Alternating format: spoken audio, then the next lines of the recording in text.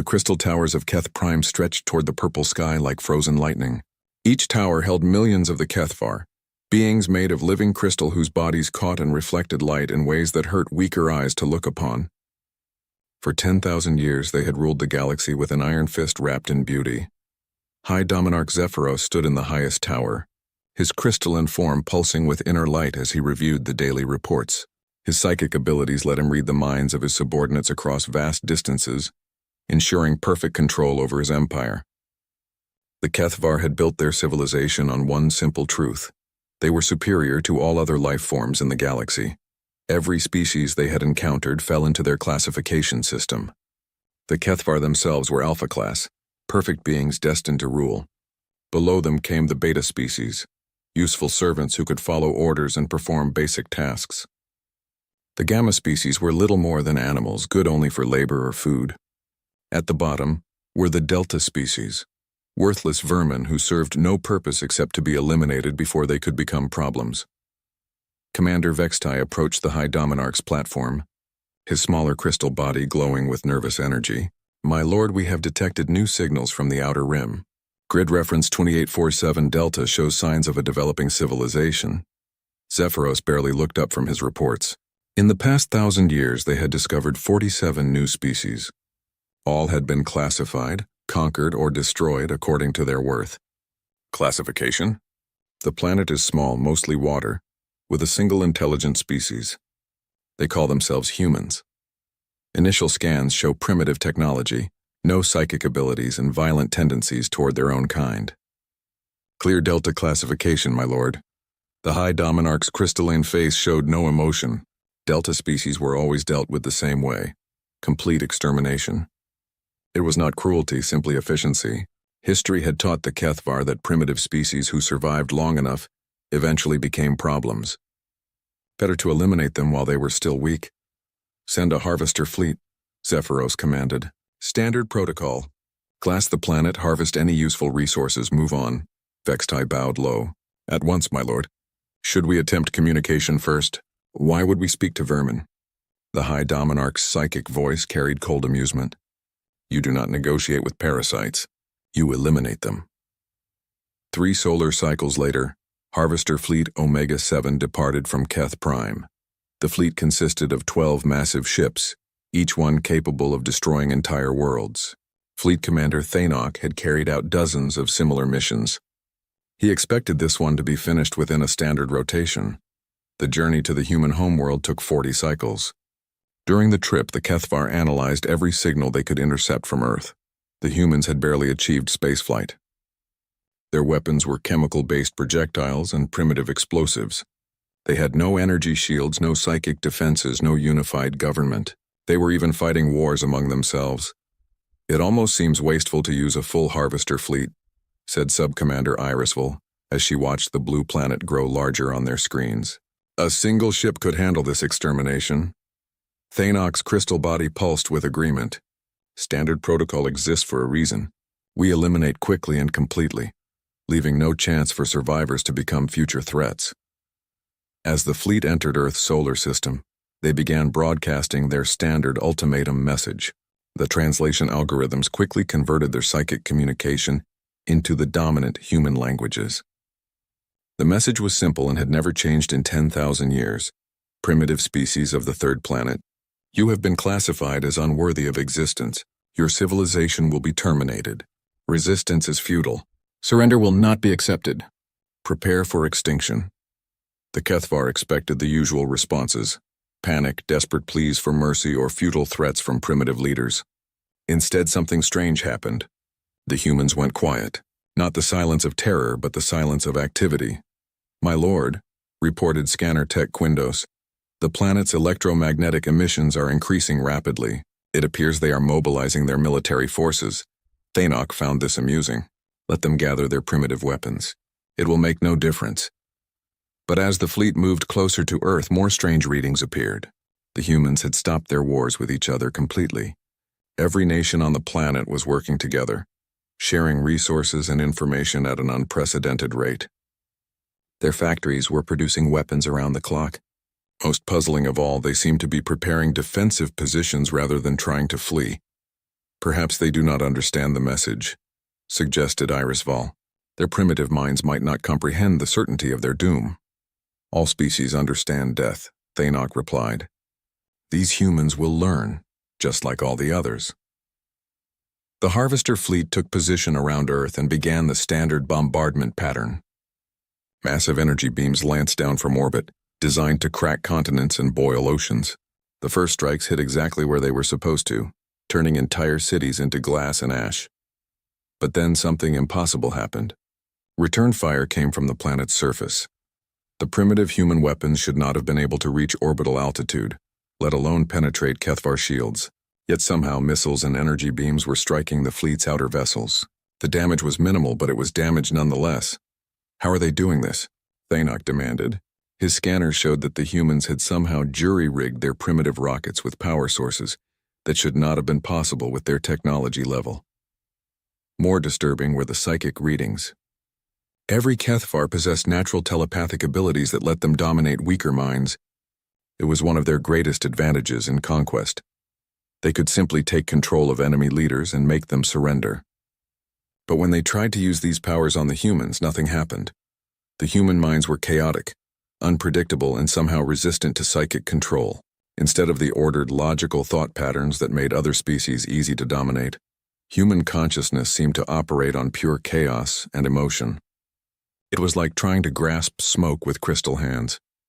"Sir, we are receiving communications from the planet," reported Communications Officer Zelthak. "The humans are talking to us." "Put it through," Thainok ordered, curious despite himself. The voice that came through their speakers was calm, almost conversational. "Hello there. This is Admiral Sarah Chen of the United Earth Defense Force. We got your message about extinction and all that. Thanks for the heads up. Just wanted to let you know we decline." The bridge fell silent. In 10,000 years of conquest, no species had ever simply declined extinction. "You do not have a choice in the matter," Thainok replied through the translation system. "Your species has been classified as Delta.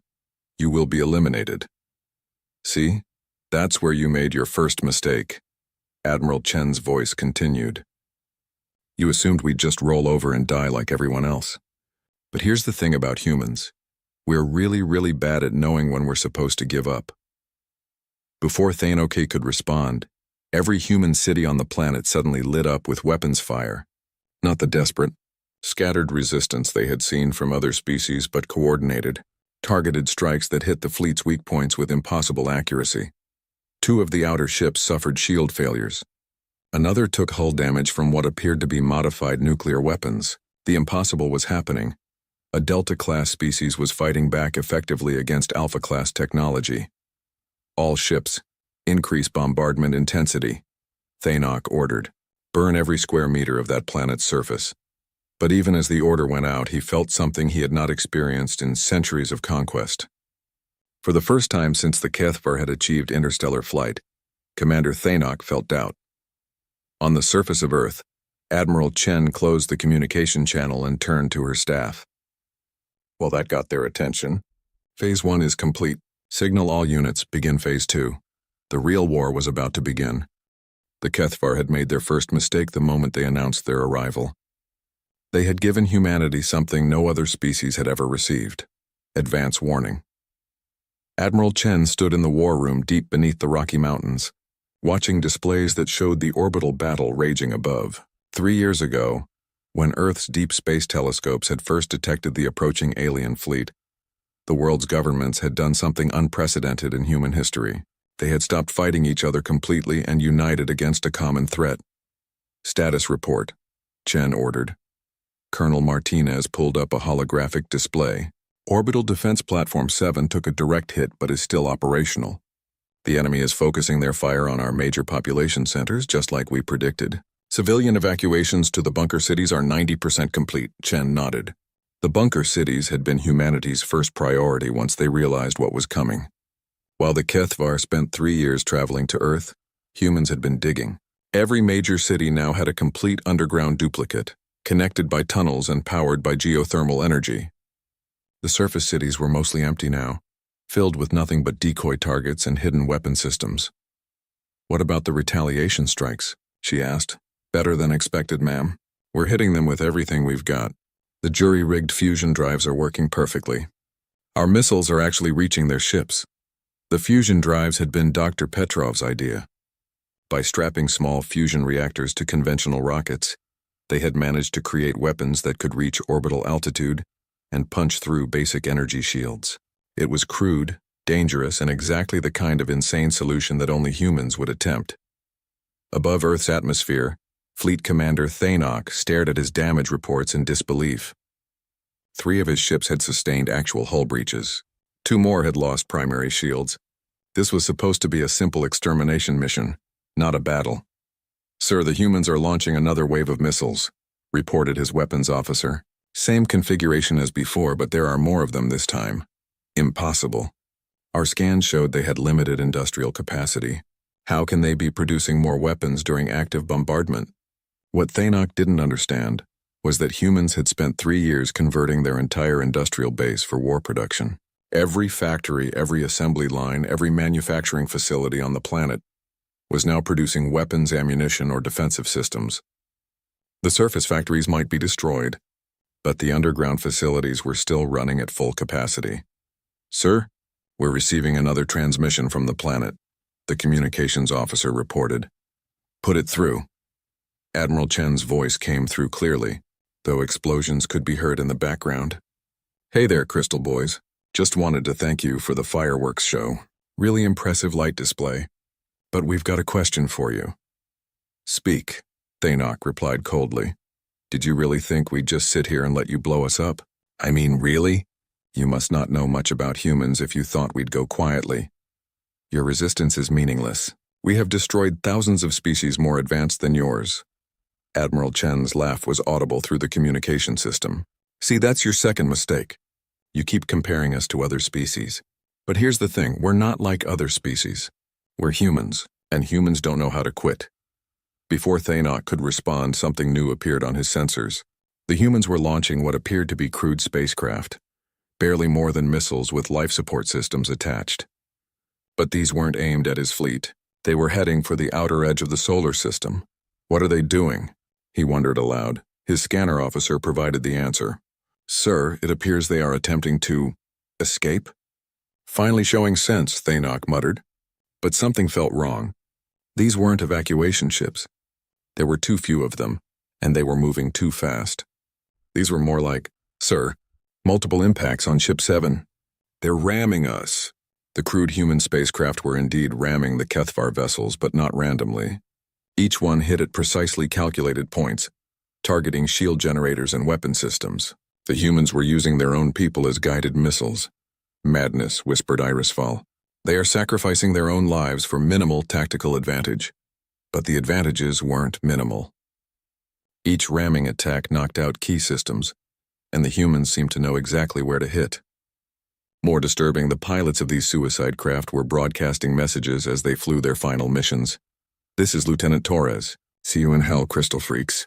Captain Williams here. Tell your friends back home. Earth sends its regards. Sarah Chen was right. We don't know how to quit. Take this, you alien bastards." The psychological effect on the Kethvar was profound. In their 10,000 years of conquest, they had never encountered a species willing to throw away individual lives for such small gains. It was illogical, wasteful, and completely outside their understanding of how intelligent beings should behave. "All ships, pull back to maximum bombardment range," Thainok ordered. "Continue planetary sterilization from a safe distance." But as the fleet repositioned, more surprises awaited them. The humans had somehow managed to hide massive railguns in asteroid-like camouflage throughout their solar system. These weapons couldn't penetrate the main fleet's shields, but they could damage smaller vessels and supply ships. Worse, the human weapons seemed to be improving with each attack. Early missiles had been crude and easily shot down, but each new wave showed design improvements as if the humans were learning and adapting in real time. "Sir, how is this possible?" asked Subcommander Irisville. "Our intelligence clearly showed these humans were primitive. They shouldn't have this level of tactical coordination or technological adaptation." Thainok was beginning to wonder the same thing. Every Kethvar conquest followed the same pattern.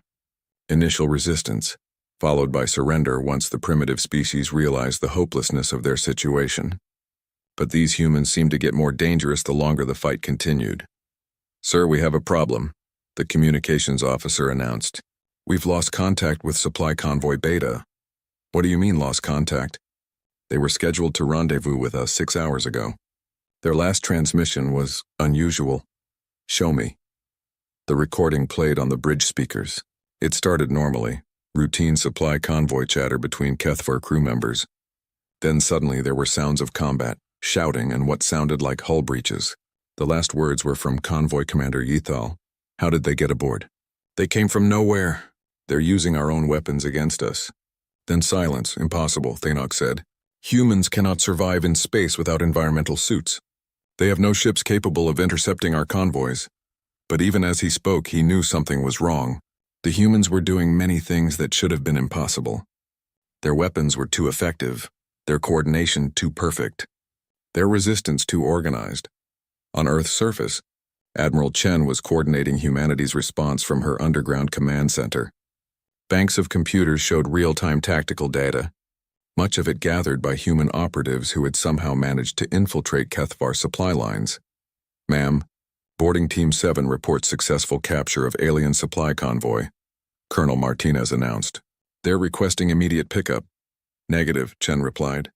"Tell them to learn everything they can about alien technology, then scuttle the ships. We can't risk exposing our space-capable units yet." The boarding teams were humanity's most dangerous secret. Using captured alien technology from the first attacks, human engineers had managed to build crude but functional spacecraft. These ships were hidden throughout the solar system, crewed by volunteers willing to spend weeks in space waiting for the chance to strike at alien supply lines. "What about the technology samples?" Martinez asked. "Send them to Research Division Alpha. Dr. Petrov thinks he's close to a breakthrough on their shield technology." This was humanity's greatest advantage. While other species had probably tried to resist the Kethvar in the past, none had possessed humanity's ability to reverse engineer captured technology under combat conditions. Human scientists and engineers were working around the clock, taking apart every piece of alien equipment they could capture and finding ways to turn it into weapons. Back in orbit, Thanok was receiving increasingly disturbing reports. 3 more supply convoys had gone missing. 2 of his escort frigates had suffered mysterious system failures. Most troubling of all, his fleet's psychic communications network was experiencing interference. "Sir, we're detecting some kind of psychic static," reported his mental communications officer. "It's making long-range telepathic contact difficult." "Source?" "Unknown, sir. It seems to be coming from the planet itself. But humans aren't supposed to have psychic abilities." What the Kethvar didn't realize was that humanity had captured several of their telepathic communication devices in the early attacks. Human scientists couldn't use them directly, but they had figured out how to generate interference that disrupted Kethvar mental networks. It was like jamming a radio, but for telepathic communications. "Sir," the scanner officer called out urgently, "we have multiple contacts approaching from the outer system. Configuration unknown." Thanok looked at the tactical disc doctor. Elena Petrov stared at the alien crystal in her hands, its surface pulsing with inner light even though it had been removed from its original host 12 hours ago. The laboratory around her buzzed with activity as teams of scientists worked around the clock to understand Kethvar technology. "Tell me you have good news." "Elena," Admiral Chen said as she entered the underground research facility. "Better than good," Petrov replied, holding up the crystal. "This is their psychic amplifier. Every Kethvar has one surgically implanted in their brainstem. It's how they control other species and coordinate their fleets. Can we use it? Not directly. Human brain chemistry is too different, but we can do something better." Petrov moved to a table covered with modified human technology. "We can copy it." She picked up what looked like a standard military helmet, but it had been extensively modified with crystal fragments and electronic components. "We've created a psychic interface that works with human neural patterns. It doesn't give us mind control like theirs, but it does something they never expected, which is perfect tactical coordination. Put 100 human soldiers wearing these helmets in the field, and they can communicate instantly across any distance. No radio chatter, no communication delays, no chance of interception. Pure thought-to-thought contact." Chen smiled grimly. "Show me." Petrov activated the device and handed it to the admiral. The moment Chen put it on, Her mind filled with voices. Not the chaotic noise she expected, but clear, organized thoughts from human commanders around the globe. "My God," Chen whispered. "It's like having a direct line to every unit in our forces." "That's not all," Petrov continued. "We've figured out how to turn their own weapons against them.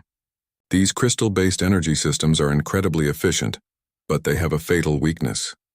She led Chen to another table where teams of engineers were modifying captured Kethvar weapons. Their energy weapons are designed to work only with Kethvar crystal technology, but we've learned to fool them. A young engineer named Singh looked up from his work. "We basically convinced their guns that we're Kethvar. These modified crystals emit the right psychic signature to activate their weapon systems. We can use their own guns better than they can." "How is that possible?" "Because we're not limited by their programming," Singh explained. "Kethvar weapons have built-in safety systems and power limitations. They're designed to never harm other Kethvar, but since we're human, those safety systems don't apply to us." Admiral Chen picked up one of the modified alien weapons. It was sleek, beautiful, and felt warm to the touch. "What's the range on this?" "About 50% better than their original specifications. We removed the power governors." Chen activated the weapon and aimed it at a target across the room. The energy beam that emerged was brilliant blue-white and cut through reinforced steel like it was paper. "Outstanding. How many do we have?" "About 2,000 functional weapons so far, with more coming online every hour. But that's not our biggest achievement."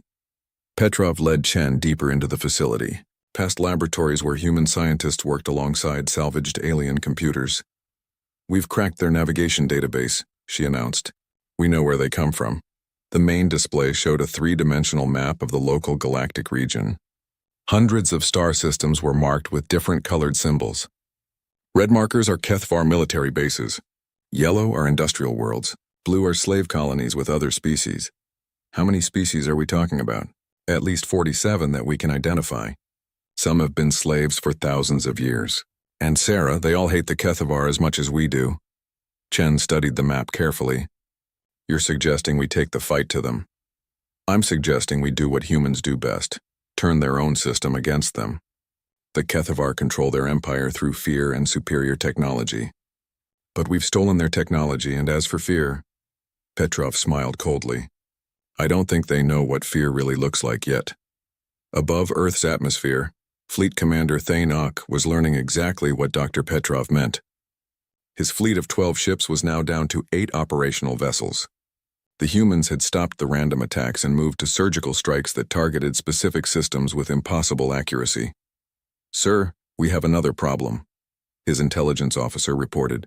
"The humans have stopped broadcasting on their normal communication channels." "Meaning?" "We can no longer intercept their tactical communications. It's as if they've gone completely silent, but their coordination is actually improving." Thainok studied the tactical displays. The human attacks were becoming more sophisticated by the hour. Their missiles now flew in complex patterns that avoided point defense systems. Their boarding parties somehow knew exactly where to strike his ships for maximum damage. Most disturbing, they seemed to predict his tactical decisions before he made them. "Sir, incoming transmission from the planet." Admiral Chen's voice filled the bridge, but there was something different about it now. It carried an undertone that made even Kethvar crystals resonate uneasily. "Commander Thainok, this is Admiral Chen. We need to talk." "There is nothing to discuss. Your species will be eliminated."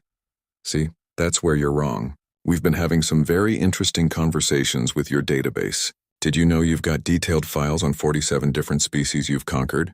That's a lot of civilizations you've destroyed." Thainok felt his first real moment of concern. Human access to Kethvar databases should have been impossible. "You cannot access our secured systems." "Actually, we can. Turns out your computer security is really designed to keep other Kethvar out, not humans. We think differently than you do. So we found ways in that you never considered." Chen's voice carried a hint of satisfaction.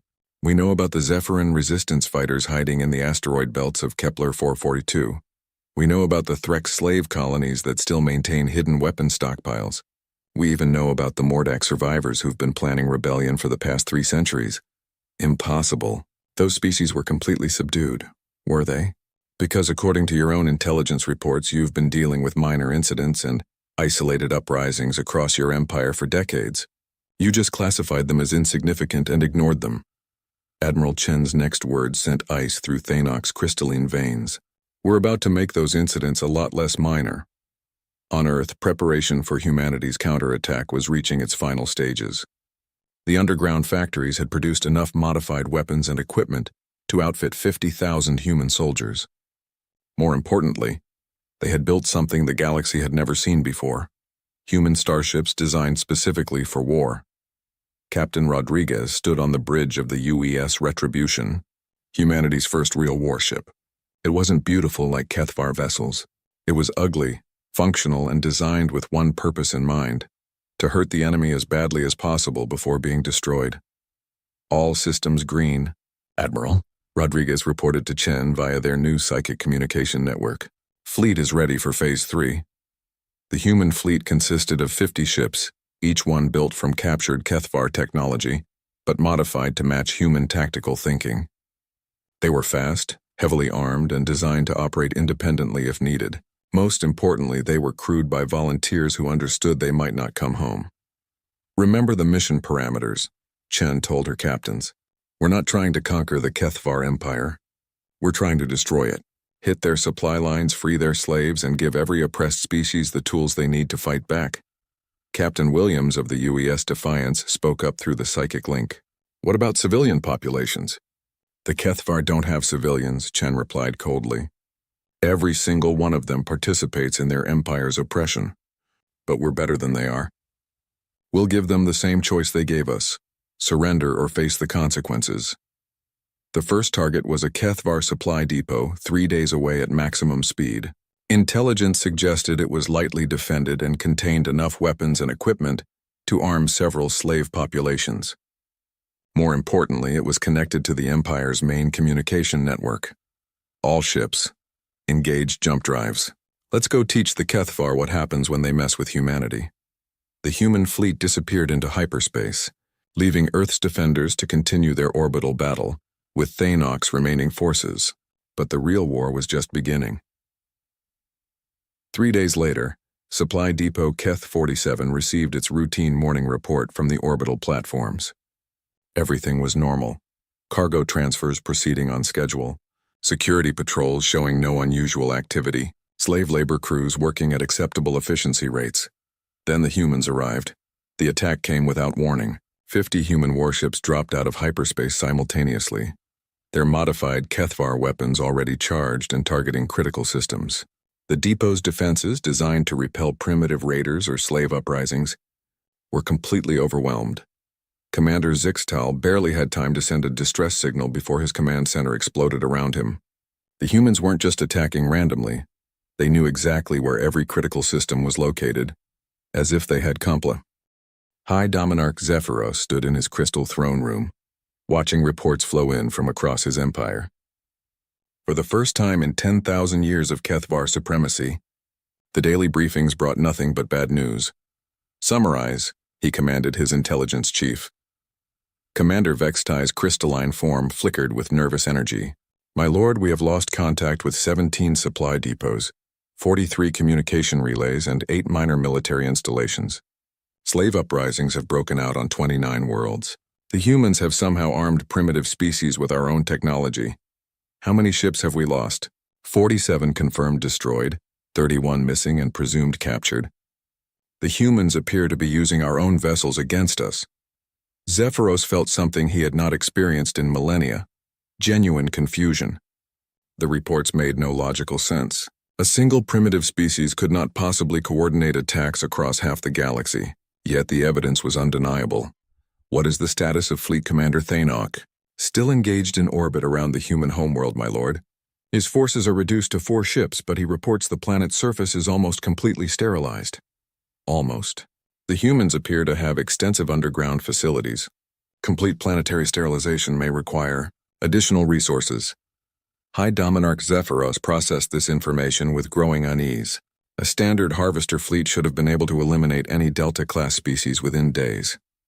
The fact that Thanok was still fighting after weeks suggested something was fundamentally wrong with their intelligence assessments. Recall all available fleets, he ordered. If this human infestation has spread beyond their homeworld, we must contain it before it infects other systems. What Zephyros didn't understand was that containment was already impossible. Human strike forces were operating throughout Kethvar space, and they weren't just hitting random targets. They were systematically dismantling the infrastructure that held the Empire together. Captain Sarah Williams stood on the bridge of the UES Defiance, studying tactical displays that showed the Rigel system ahead. Intelligence indicated it was a major Kethvar, industrial world with over 10 million crystal beings working in weapons, factories and shipyards. Remember the mission parameters? She told her crew through their psychic communication network. We're not here to commit genocide. We're here to cripple their war production and free their slaves. Lieutenant Commander Park nodded from his position at the weapons console. What if they refuse to surrender? Then we make surrender their most attractive option, Williams replied grimly. The Defiance and her escort ships dropped out of hyperspace at the edge of the Rigel system, immediately launching a cloud of sensor probes to map the system's defenses. What they found was typical of Kethvar arrogance. Powerful orbital platforms designed to repel frontal assaults, but almost no patrol ships or early warning systems. They're not expecting us, Park observed. Their entire defense network is focused on protecting against large fleets, not small raiding forces. Perfect. Begin Phase 1. Phase 1 was pure human psychology warfare. Instead of attacking immediately, the human ships began broadcasting on every frequency the Kethvar used for communication. The message was simple and delivered in perfect Kethvar language, thanks to captured translation algorithms. Attention Crystal Empire. This is Captain Sarah Williams of the United Earth Defense Force. Your High Command has classified my species as Delta-class vermin, suitable only for extermination. We disagree. You have exactly 1 hour to evacuate all non-essential personnel from your military installations. After that, we will begin demonstrating why underestimating humans was the worst mistake you ever made. The response from Rigel Command was predictable. Primitive species, you are outnumbered and outgunned. Surrender immediately or face complete annihilation. Captain Williams smiled coldly. Counter-offer. You surrender immediately, or we turn your entire industrial complex into scrap metal. You have 59 minutes to decide. The Kethvar response was to launch everything they had at the human ships.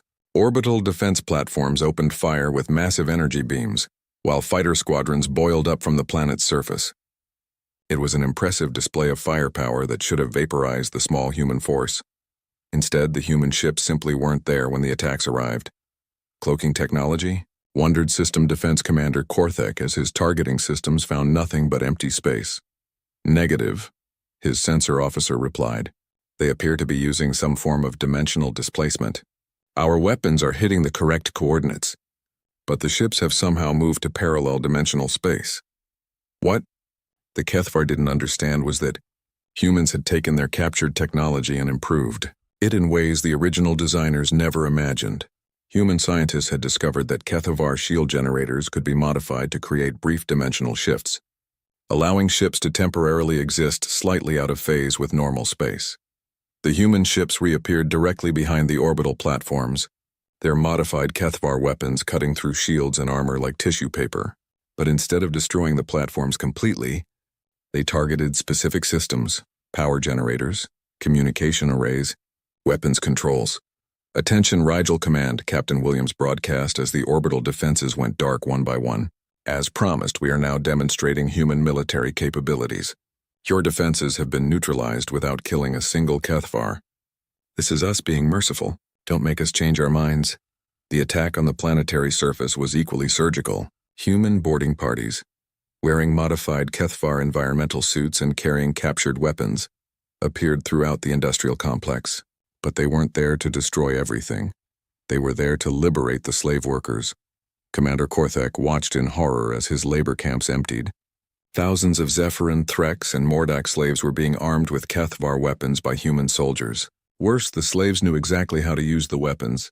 Someone had been training them. Sir, we're receiving reports from across the system, his communications officer announced.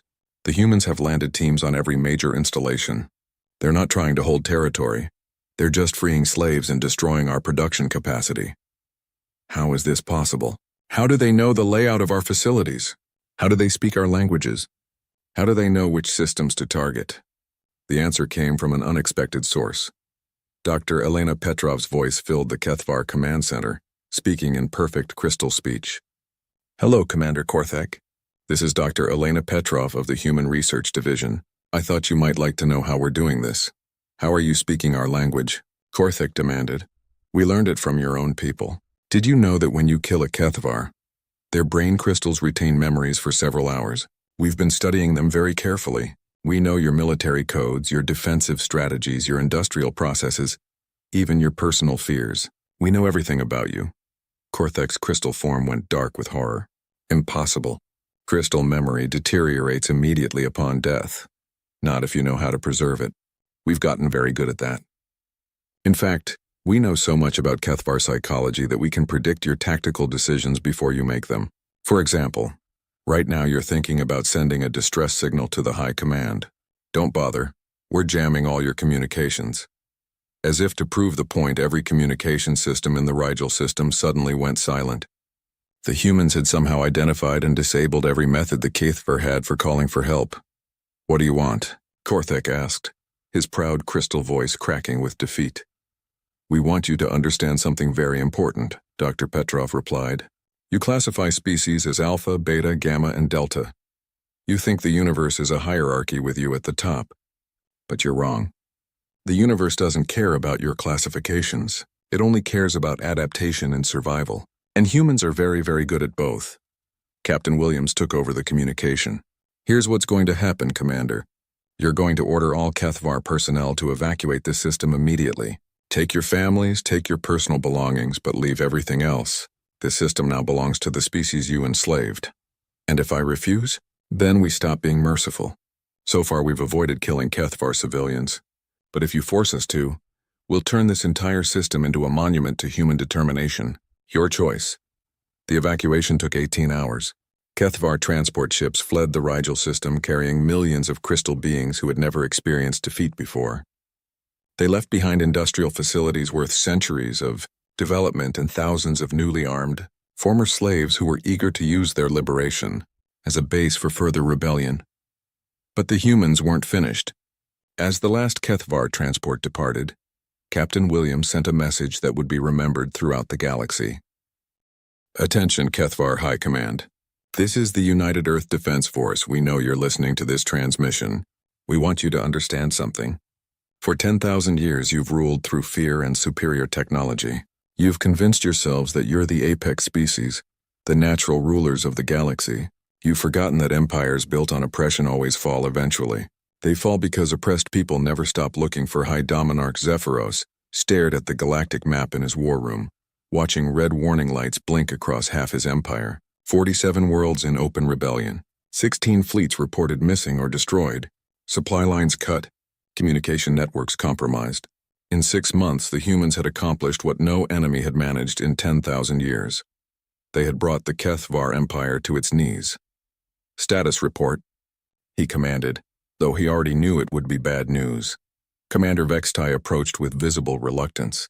My lord, the situation continues to deteriorate. The Threx rebellion has spread to 12 systems. The Zephyrin resistance has captured our main weapons depot in the Centauri sector. And the humans, he paused, struggling with the words. The humans appear to be everywhere at once. How is that possible? Intelligence suggests they have fewer than 100 ships. Yes, my lord, but they are not fighting like a traditional fleet. They operate in small groups, strike without warning, disappear before we can respond. Worse, they seem to know our tactical responses before we make them. Zephyros turned to face his intelligence chief. The High Dominarch's crystal form was no longer the brilliant, commanding presence it had once been. Stress and defeat had dimmed his inner light. You told me these humans were Delta-class primitives. All our initial assessments indicated your assessments were wrong. The psychic shout that erupted from Zephyros shattered crystal fixtures throughout the room. These humans have made us look like fools. They have turned our own empire against us. They have made the word Kethvar synonymous with failure throughout the galaxy. Vextai cowered under his master's rage. My lord, what are your orders? Zephyros was quiet for a long moment, his crystal form pulsing with dark energy. Activate the extinction protocol. The words fell into the war room like stones into still water.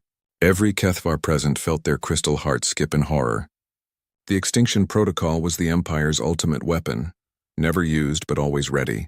It was designed for only one purpose, to sterilize entire star systems when conventional conquest failed. My lord, Vextai whispered, the extinction protocol has never been authorized. The weapon systems are untested on such a scale. Then we will test them on the humans, Zephyros replied coldly. If we cannot rule the galaxy, then we will burn it clean and start over. Activate all stellar devastation units. Target every system with confirmed human presence. And target Earth first. What the High Dominarch didn't know was that human intelligence networks had penetrated deep into Kethvar command structures. Within minutes of his decision, the information was racing through quantum communication channels to Admiral Chen on Earth. They're going to do what? Chen asked, staring at the intelligence report. Dr. Petrov looked up from her analysis. Starkiller weapons. According to the captured data, they have devices that can destabilize solar cores and cause controlled supernova explosions. They're planning to destroy every system where we've established a presence. How long do we have? The closest stellar devastation unit is being moved into position near Sol. Estimated arrival, 72 hours. Chen felt ice in her veins. This was the scenario they had always feared. A desperate enemy willing to commit genocide on a galactic scale rather than accept defeat. Options? We could try to evacuate Earth's population, but there's nowhere to run. If they're targeting all human-occupied systems, the entire galaxy becomes a death trap. Petrov paused, then continued more quietly. Or we implement Operation Final Answer. Admiral Chen had hoped they would never need Operation Final Answer. It was humanity's most classified and morally questionable contingency plan, developed by their best strategic minds and most ruthless psychologists. It was designed for exactly this situation, when an enemy chose mutual destruction over surrender. Brief me, Chen ordered. For the past 3 months, our infiltration teams have been placing sleeper agents throughout Kethvar space. Not human agents, we could never pass for crystal beings. Instead, we've been using converted Kethvar. Converted how? Dr. Petrov activated a holographic display showing human technology integrated with Kethvar biology. We discovered that Kethvar brain crystals can be modified using their own psychic amplification technology. The process essentially reprograms their fundamental thought patterns, making them loyal to human interests instead of Kethvar supremacy. Chen stared at the display with a mixture of admiration and horror.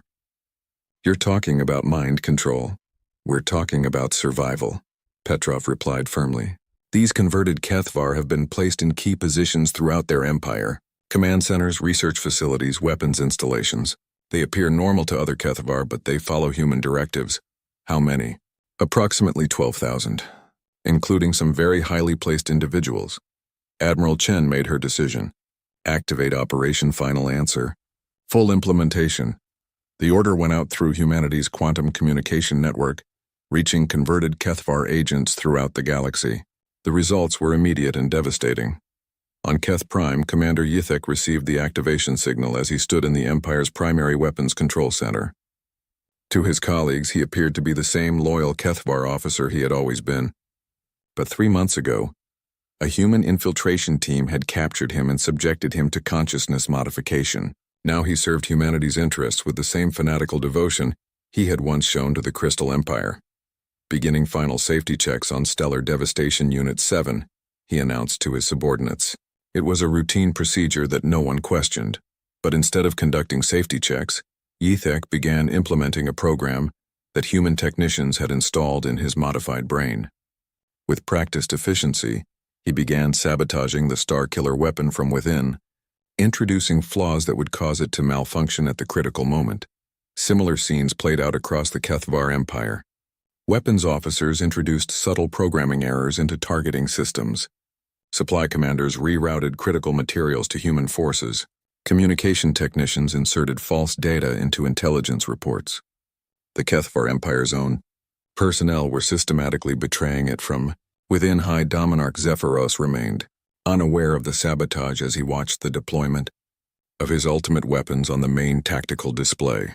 Status of Stellar Devastation Unit 1, approaching the human homeworld, my lord, reported his operations chief, another converted Kethvar who now served human interests. All systems show optimal function. Excellent. Once Earth is destroyed, the human infestation will collapse. Their entire species appears to be psychologically dependent on their homeworld. What Zephyros didn't understand was that humans had been planning for this scenario since the war began. Earth's population had been quietly relocated to hidden colonies throughout the galaxy. The planet below was mostly automated defenses and volunteer skeleton crews who had chosen to stay behind. Admiral Chen stood in Earth's deepest command bunker, watching the massive Kethvar weapon approach on her screens. All stations prepare for final answer Phase 2. Captain Rodriguez, now commanding Earth's defense fleet, opened communications with the approaching Stellar Devastation Unit. Attention Kethvar weapon platform. This is Admiral Sarah Chen of the United Earth Defense Force. Before you destroy my planet, I thought you might like to know something interesting. The Kethvar commander responded with cold arrogance. Speak quickly, Primitive. Your world has minutes remaining. Do you remember Commander Yithek, your weapons specialist? The one who certified your Starkiller device as fully operational? Of course. He is one of our most trusted officers. Admiral Chen smiled grimly. 3 months ago, we captured him during a raid on your supply depot. We modified his brain crystal using your own psychic technology. He's been working for us ever since. A moment of horrified silence followed this revelation. That's impossible, the Kethvar commander finally replied. Crystal modification of living beings has never been achieved. You're right. It had never been achieved by Kethvar scientists. But human scientists think differently than you do. We don't just use your technology the way you intended. We improve it, modify it, turn it into something new, something better. Chen's voice took on a tone of grim satisfaction. Commander Yithek has been sabotaging your Starkiller weapons for months. Every single Stellar Devastation unit in your arsenal has been compromised. And he's not the only one working for us. As if summoned by her words, converted Kethvar agents throughout the Empire began revealing themselves. Thousands of crystal beings who had appeared loyal suddenly turned on their own kind, seizing control of critical facilities and broadcasting their new allegiance to humanity. Attention, Kethvar Empire, came a transmission from Keth Prime itself. The voice belonged to High Commander Zithval, one of the Empire's most trusted military L.